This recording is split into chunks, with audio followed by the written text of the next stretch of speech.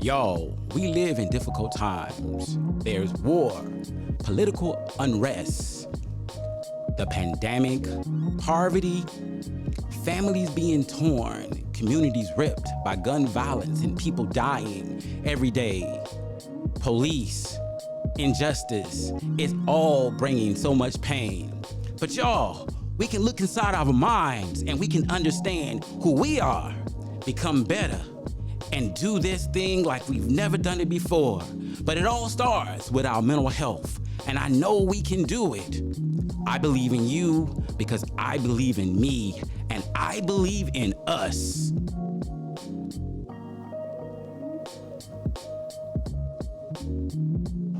Hello, welcome to another episode of Therapy is Life. And in this episode, we want to talk about conscientiousness. You know what? People, we need to wake up. Like, as I believe it was Isaac Hayes who said, "Wake up, everybody, no more sleeping in bed." We want to break down the very essence of conscientiousness, like understanding self-discipline and studying your craft, being on time, being responsible. Those kind of things. You know what I mean? Taking care of business. Every day I be taking care of business. There you go, y'all. The human jukebox. Yes, that's my name. Hey, look, y'all. You got to check this out. Y'all got to check this out. So, we going to talk a little bit about Uhuru. Oh. Yeah. Uhuru. So, what is the conscientiousness behind Uhuru? Art equals freedom. Art equals freedom, man. Appreciate giving me a moment to speak on this piece, man. Uhuru birthed from just the necessity, for one, for me to be able to utilize another passion in the art form of fashion and art together. But, in sourcing a name for the brand, Uhuru in Swahili means freedom. And so, I feel like, we want to be able to represent freedom from whatever element you can find your freedom in. So freedom of your mind, freedom of, just from the shackles and the bounds that society kind of puts us in sometimes. And I feel like everybody has a unique gift in the art, that they bring to the table. And so that's just what the brand in general represents. It represents sourcing and finding what gives you freedom. Where can you find your place of freedom?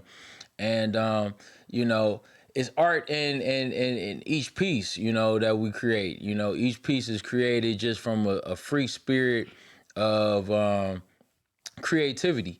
And it's just just being able to find that place where you can just feel free from, society standards of what, you should look like, what you should feel like, what you should think like, and like I said, I feel like God gives everybody a unique gift and a talent that needs to be brought to the table, just to keep society moving, just to keep our peace of mind. And so that's kind of where, me as an artist, I've always wanted to have something that, beyond the haircuts, beyond music, that people can, take from what I'm trying to bring to the table and, wear it within themselves, but have their own identity behind it, So we're going to be able to, just express to any art medium and just, inspire freedom, That's the main conscientious thought behind it. We was that intentional about, just trying to represent finding freedom. Yeah, you can break some chains, as Beyonce says, right? Yeah, man, we got to, man. We got to. Yeah, you know what? And man, I appreciate your conscientiousness around your art and what you're trying to do, man. And appreciate you. And what do you think is some important elements to conscientiousness? You know what? Let me say this before you answer that question. When I think about it myself, I'm a therapist, And I've been in the clinical field now over 20 years. And I've always had a passion to help people. I didn't know I was going to become a therapist. Didn't have any idea. If you would have asked me at 18 and 19 years old if I was going to be a therapist, I would have said, nah, I'm not going to be no therapist. I'm not going to diagnose people. But I loved helping people solve problems. Yeah. And, when I got in college, I thought this was fascinating. And this might have been one of the first telltales that I was going to be a therapist. I was in a abnormal psychology class and I was taking a literature class at the same time. And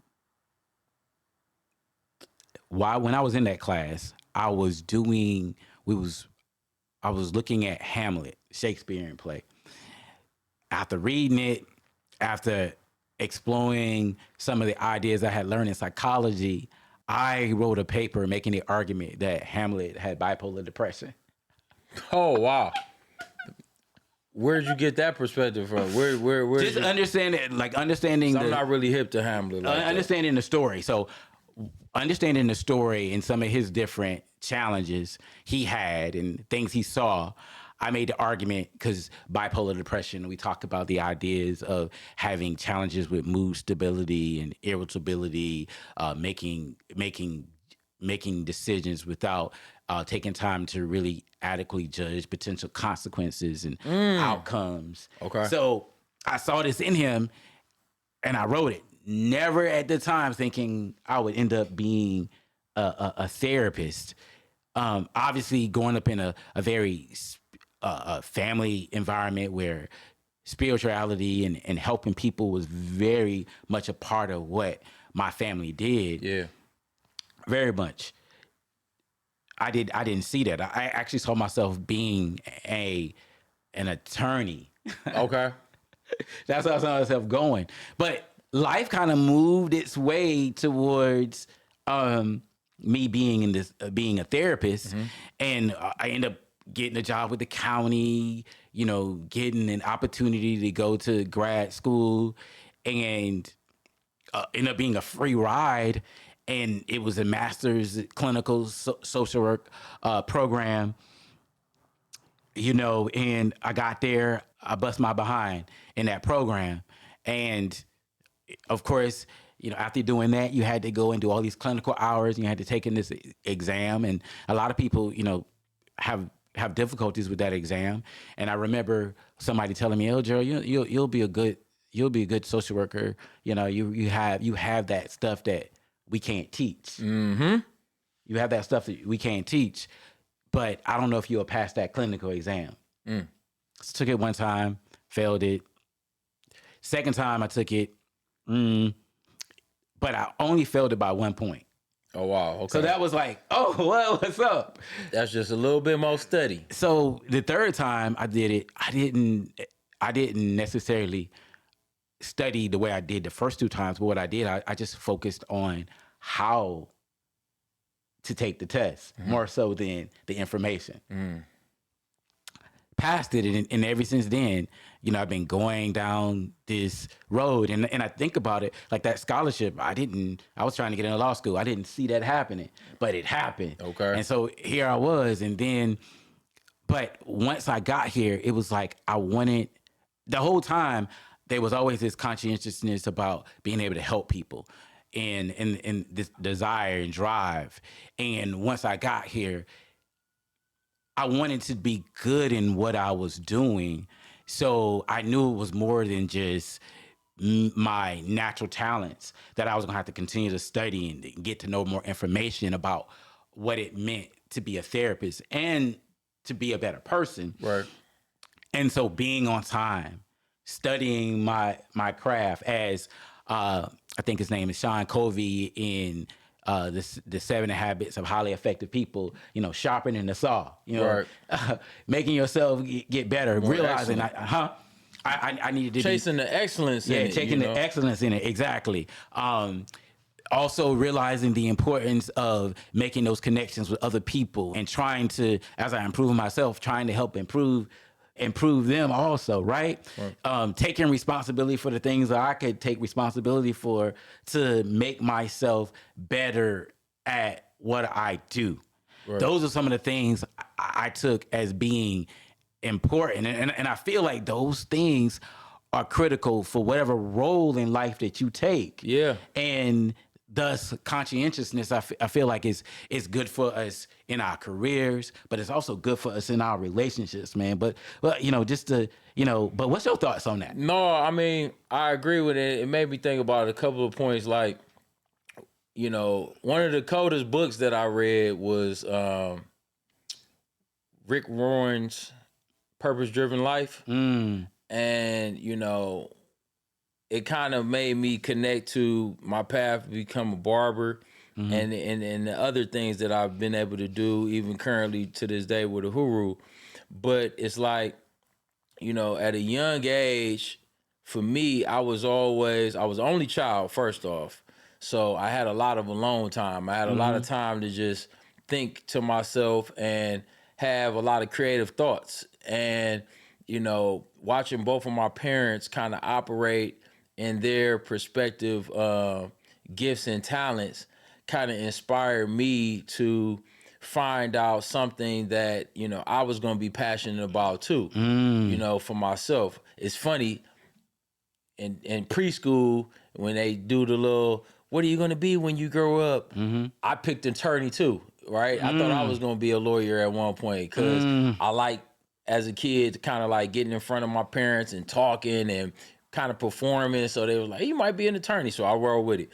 But then I found the passion of cutting hair because similar to like what you said, wanting to fix things for people, I liked the before and after of a haircut, coming in and needing a haircut and how you feel and look after you get a haircut, making somebody feel and look better.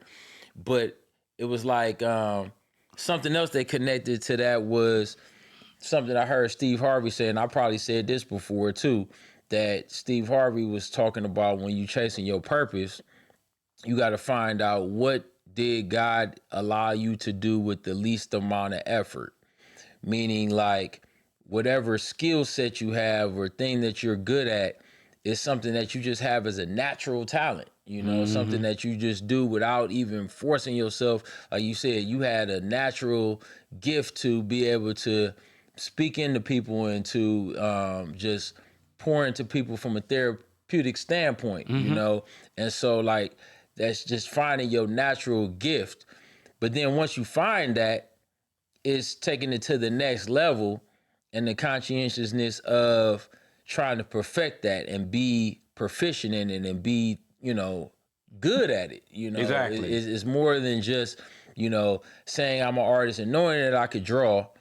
But if I'm going to be a thorough artist, let me look at some of the coldest people who have done it and study their habits, study what they've done to be able to get, to the highest level. It's like when you're chasing success, it's like you look at who's been successful and what did it take for them to become successful. Exactly. It's not just this is what I'm gonna do and I'm just gonna do it and be great at it overnight.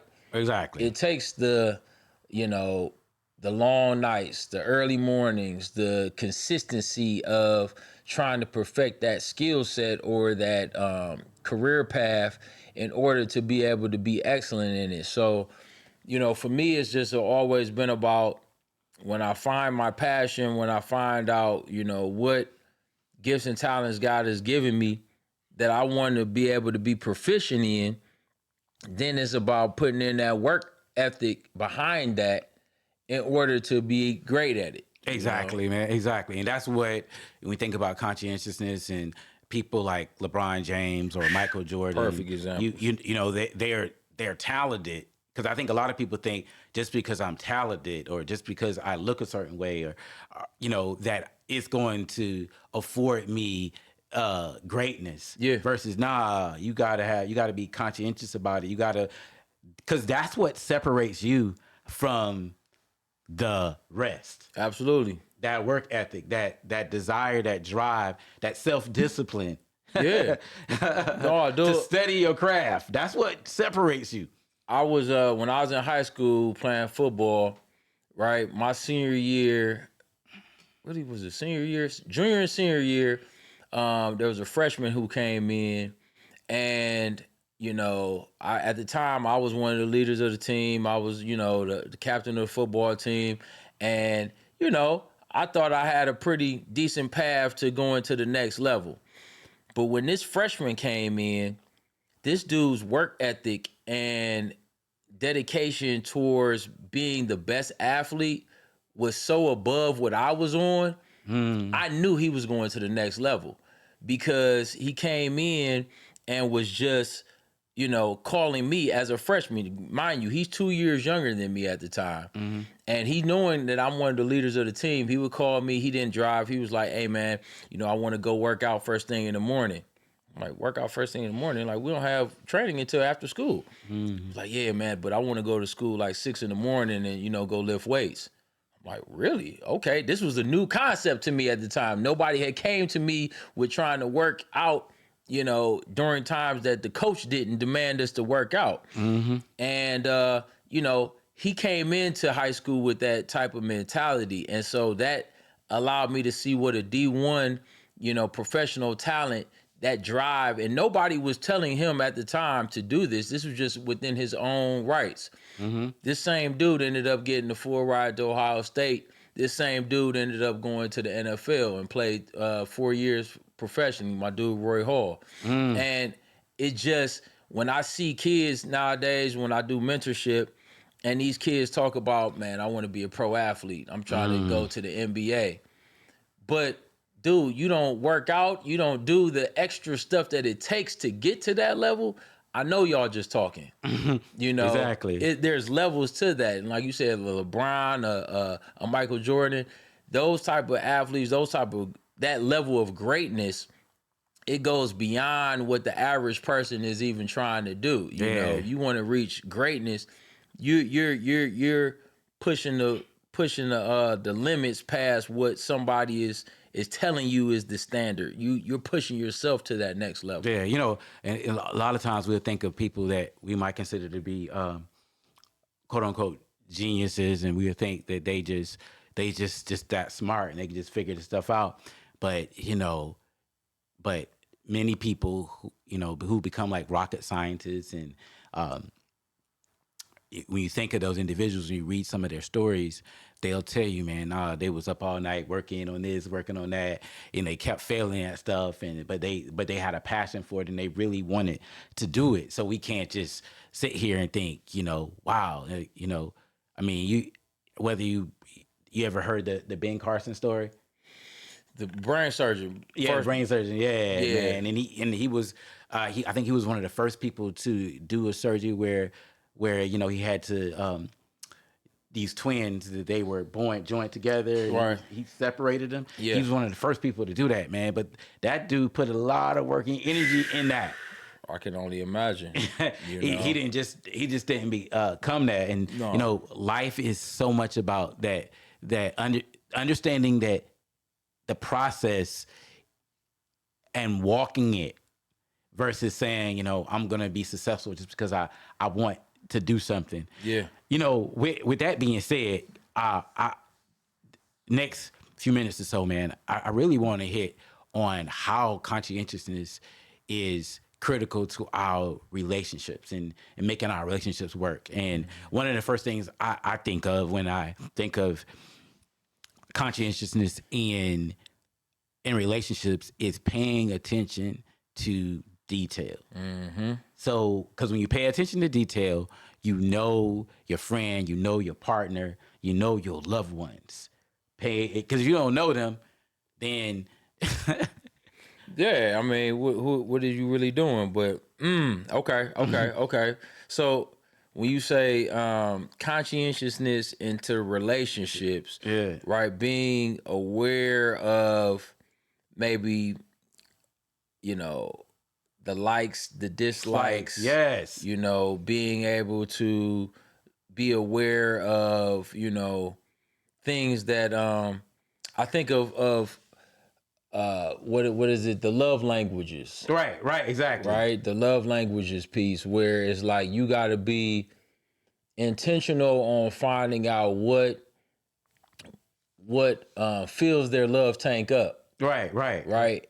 And I think like naively sometimes people feel like what fills your love tank up or what makes you feel good in a relationship is going to be the exact same thing that is for your partner, for your significant other, or even in a friendship aspect, right? Right. But I think that's where people can mess up Yeah, that's where people get because messed you up. Yeah. know, for me, like with me and my wife, I'm more of a physical touch or even like um, gifts, and that doesn't necessarily, you know, move my wife's needle the same way. You know, where hers is more so, you know, time spent, you know, quality time and words of affection, you know. So those things can, you know, stimulate her more than they do me,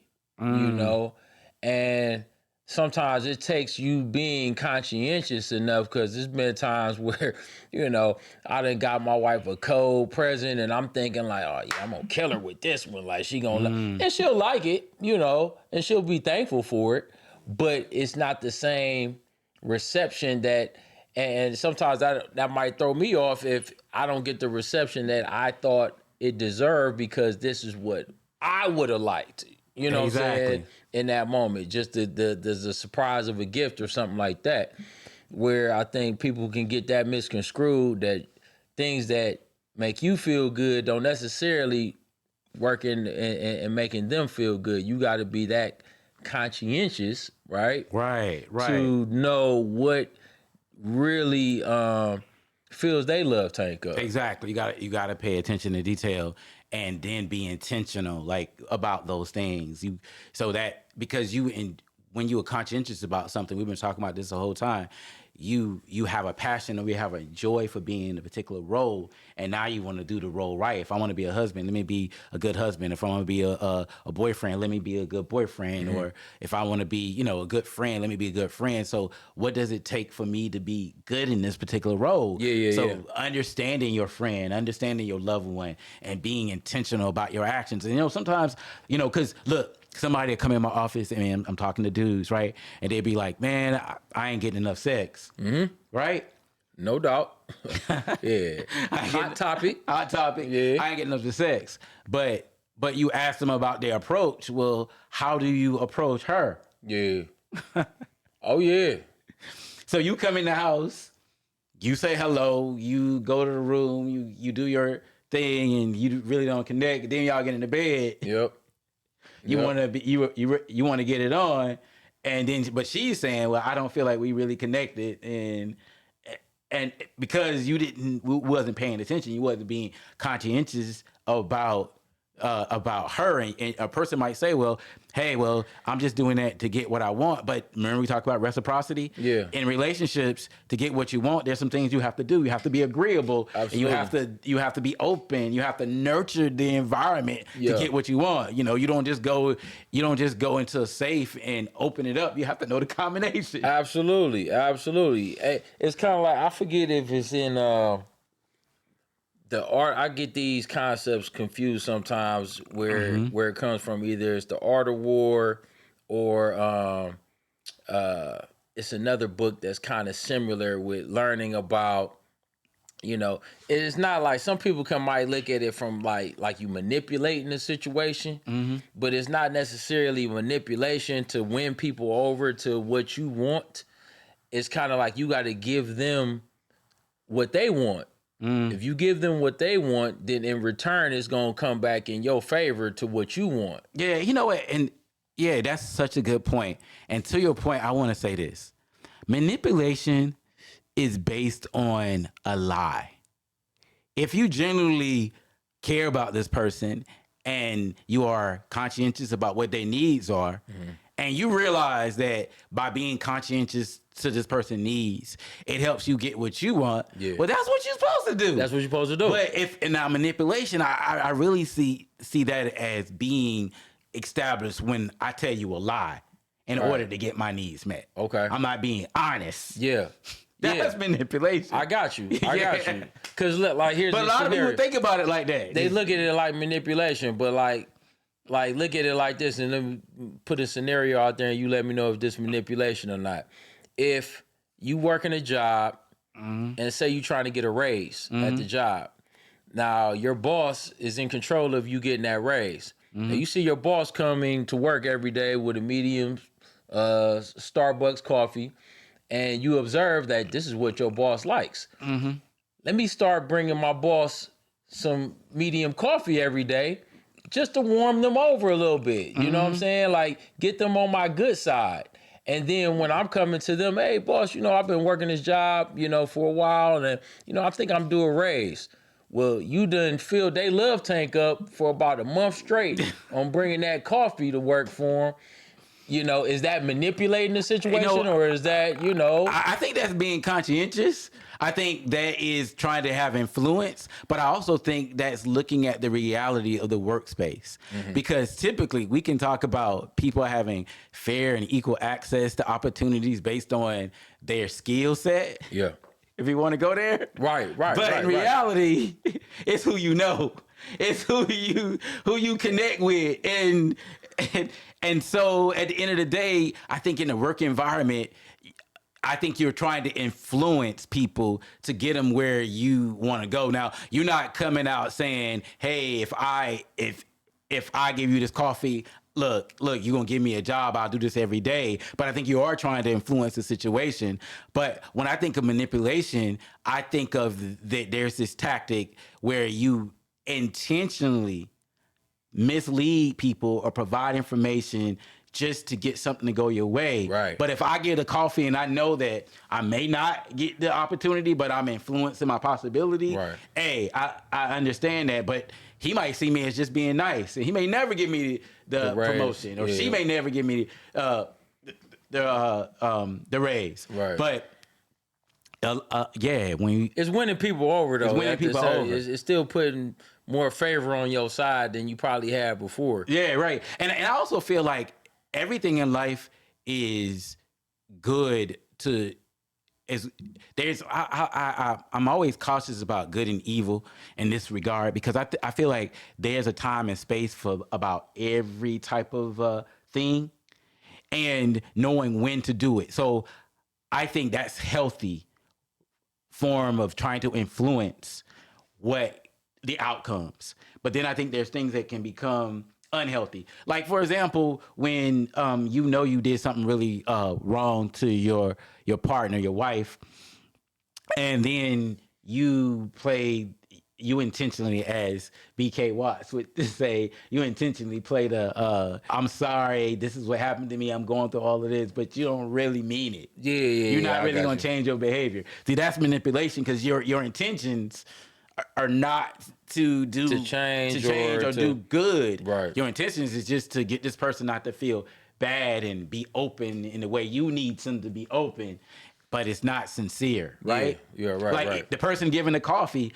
they might be sincere about wanting that job and doing well at that job, but they just trying to influence their position in some way or another. If you get on the phone and you call your wife and you saying like real positive things to her throughout the day and letting her know you love her, care for her and everything, and she's feeling all warm and kind by that, and that make y'all connect more. What the science says that helps. For sure. So do you benefit from it? Of course.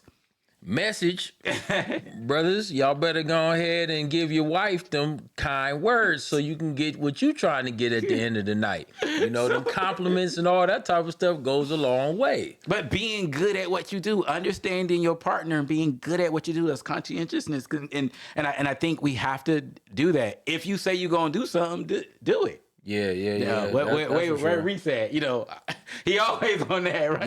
Yeah. If you say you're gonna do it, do it. Do it. Don't be playing around with it. I think that's a part of being conscientious. So you're gonna be thorough at what you do, because it's important to you. You value it. And when people are like, well, I don't care about doing anything and, or whatever. And yeah, so that's why you at where you at. That's why your relationship's not working because you don't value it enough to really be intentional and keep your word and be responsible, follow through on things. Even like when you think about bills and being that provider, following through, make sure the money is there when it needs to be there. Yeah, for sure. So, No, I mean, all that takes conscientious effort and consistency in order to, accomplish the long goal, and the long goal should be, peace in a relationship, happiness in a relationship, joy in a relationship.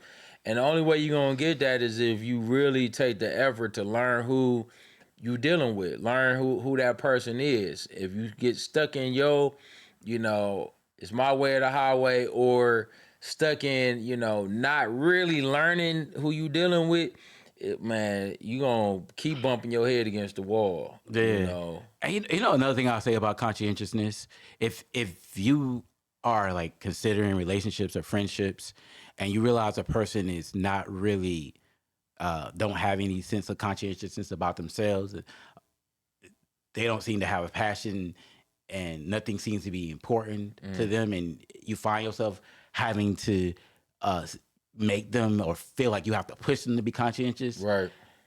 that needs to be a flag, a red flag. That the relationship might not be able to work. Yes. Right. When people don't have any sense of, and that's one thing when people are younger, because, we just don't know. But as we become more aware, we have a sense of who we are, Yeah. Being conscientious and being thorough about what you do. I don't care what nobody say, whether you like horror movies or not. Ryan Coogler, man, he hit it with Sinners. Oh, man. That brother was conscientious as I don't know what. Thorough. It's so many different nuggets in that movie that I have to go see it again. I picked up probably, I don't even know if I would say half of, but I would say, I wouldn't say I seen 75% of what he picked up, maybe half, but it was so many different nuances related to, race, love, related to spirituality. He was very conscientious related to that. And I think it goes into, like, from some of the interviews that I've seen, the research that he went into to learn this time period and to learn even from he was very conscientious of learning, and not to give it away for people who haven't seen it, but like the twins, right? The fact that he took some twins and had Michael B. Jordan study the habits of twins and how twin brothers, especially identical twins, how they respond to each other, and kind of like the yin and the yang of their relationship. And so, man, he was so thoughtful and thought provocative related to that movie, man. I definitely am going to have to see it again just to pick up all the nuggets. But I got some good ones off of it. That's good. And we're going to talk about that in some coming episodes. And I just want to encourage everyone, if you're at a crossroads in your life and you want to grow, being conscientious is such an important piece of the puzzle. Find yourself, take the path that's best for you, and you can improve your relationships. Yeah. If you like us, subscribe, leave your comments in the comment section, and don't forget to give us a thumbs up. We'll talk to you soon. Take care. Peace and love.